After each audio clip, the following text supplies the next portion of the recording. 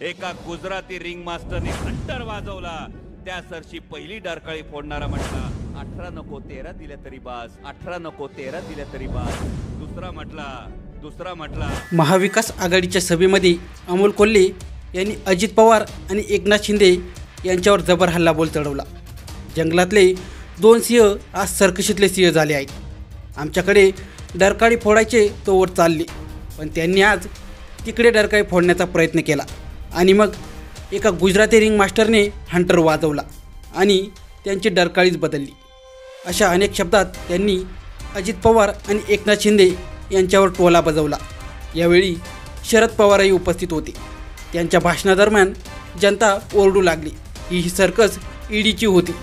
यावेळी शरद पवार यांनाही हसू आवरले नाही। पाहू अमोल कोल्हे यांचे ते बोल। कारण गेल्या काही वर्षात महाराष्ट्रानं बघितलं 2 सिंह होते। हे सिंह जेव्हा जंगलात राहत होते ना तेव्हा ते डरकाळ्या फोडत होते। हे सिंह जेव्हा जंगलात राहायचे तेव्हा ते डरकाळ्या फोडायचे। बरं जंगल आपलं सिंह आपलाच, तेव्हा डरकाळी फोडली का सगळे ऐकायचे। एक दिवस सिंहाला काय झालं कळलं नाही। आता काय झालं तुम्हाला कदाचित माहित असेल, पण सिंहाने ठरवलं आता जंगल बाद झालं, आता सर्कशीत जाऊ। म्हणून 2 कुठली सर्कस म्हटले, मी काहीच बोललो नाही, हे बोलतायत। 2 सिंह जंगलाला कंटाळले म्हणून सर्कशीत गेले। त्यांना विचारलं सर्कस कुठली कुठली, त्या सर्कशीत 2 सिंह गेले।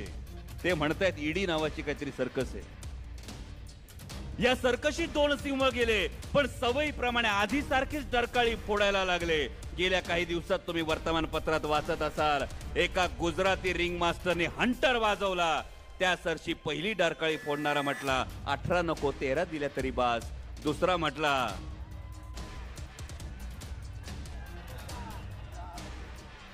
महाराष्ट्राच्या स्वाभिमानाला हेच खटकतं, जेव्हा स्वगृही असताना देणारा जो होता तो जेव्हा दिल्लीच्या दारात जाऊन मागणारा होतो तेव्हा महाराष्ट्राच्या स्वाभिमानाला कुठेतरी ठेच लागते। आणि त्यामुळे मगाशी आव्हाड साहेब जे कोणी बाजूला बसून चला म्हणत होते, गाडीत बसणाऱ्यांना आता सीट मिळणार आहे का नाही हेच पुढे कळणार नाही।